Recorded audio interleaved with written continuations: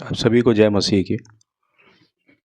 प्रार्थना पालने के लिए नियमों का पालन करें।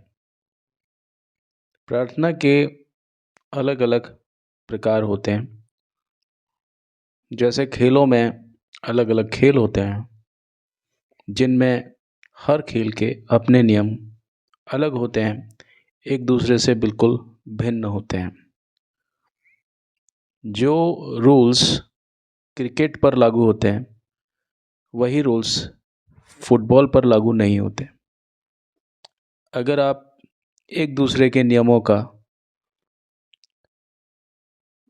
एक दूसरे पर अगर इम्प्लीमेंट करने का, लागू करने का प्रयास करते हैं, तो आप भ्रमित हो जाएंगे। इसी तरह कुछ नियम या आध्यात्मिक कानून हैं जो कुछ खास तरह की प्रार्थनाओं को नियंत्रित करते हैं, लेकिन अदर जो प्रार्थनाएं होती हैं, अलग अन्य जो प्रार्थनाएं होती हैं, उन पर ये लागू नहीं होते हैं। हम सभी तरह की प्रार्थनाओं को एक साथ जोड़कर गलती ही करते हैं, क्योंकि अगर हम एक तरह की प्रार्थना को नियंत्रित करने वाले नियमों को दूसरी तरह की प्रार्थना पर लागू करने की कोशिश करते हैं, तो हमें मनचाहा परिणाम नहीं मिलेगा। जब हम परमेश्वर के वचन में यह जानने की कोशिश करते हैं कि किस तरह की प्रार्थना से परिणाम मिलते हैं, तो फिर से हमारे पाठ इफिसियों 6 में पद संख्या 18 पर ध्यान देने योग्य बात कही गई है। मोफेट के अनुवाद में लिखा है, प्रार्थना करते हुए हर तरह की प्रार्थना के साथ। एक अलग अनुवाद इस तरह से कहता है कि सभी प्रकार की प्रार्थना के साथ प्रार्थना करना। इसे एग्जाम्पल से समझते हैं। कुछ लोग ये सोचते हैं कि हर प्रार्थना का अंत कुछ इस तरह के शब्दों के साथ होना चाहिए कि यदि आपकी इच्छा हो, अगर आपकी इच्छा हो। वे कहते हैं कि यीशु इस तरह से प्रार्थना करते थे, लेकिन यीशु ने इस तरह से हर बार प्रार्थना नहीं किया। जब यीशु ने लाजर की कब्र पर प्रार्थना की, तो उसने यह प्रार्थना नहीं की कि यदि आपकी इच्छा हो। उसने कहा, हे पिता, मैं तेरा धन्यवाद करता हूँ कि तूने मेरी बात सुन ली है। फिर उसने लाजर को बाहर आने की आज्ञा दी और लाजर बाहर आया। यह प्रार्थना परिस्थितियों को बदलने के लिए थी। जब आप कुछ पाने या परिस्थितियों को बदलने के लिए प्रार्थना करते हैं, तो कभी भी यदि इस तरह के शब्दों का प्रयोग बिल्कुल भी अपनी प्रार्थना में ना करें। फिर भी अगर आप ऐसा करते हैं, तो ये समझ लीजिए कि आप गलत नियम का इस्तेमाल कर रहे हैं और यह काम नहीं करेगा।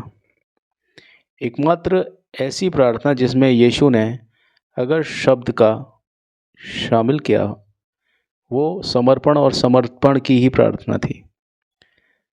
गेत्सेमेन में उन्होंने जो प्रार्थना की थी कि हे पिता, यदि तू चाहे तो इस प्याले को मेरे पास से हटा ले, तो भी मेरी नहीं परंतु तेरी ही इच्छा पूरी हो। लूका 22 में 42 नंबर पद। यीशु कुछ बदलने के लिए प्रार्थना नहीं कर रहे थे, वे समर्पण और समर्पण की प्रार्थना कर रहे थे।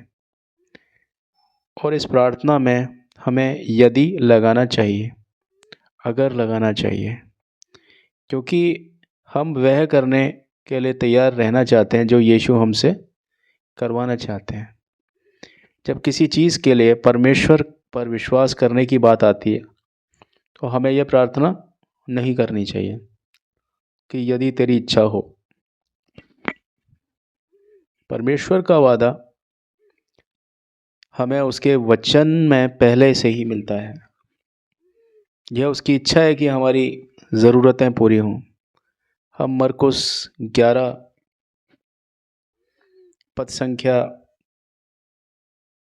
24 में पढ़ते हैं कि जो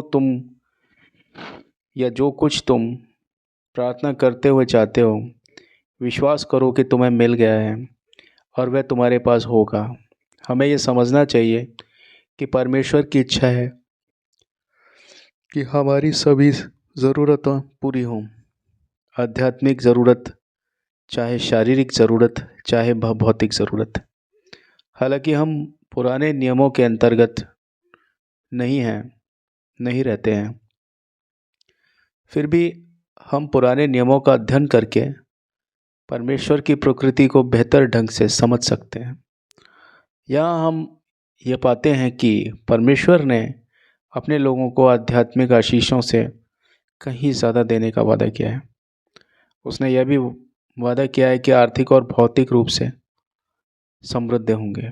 उसने वादा किया कि वह उनसे बीमारी दूर करेगा और उनके दिनों की संख्या पूरी करेगा। निर्गमन 23 में पद संख्या 25 और पद संख्या 26।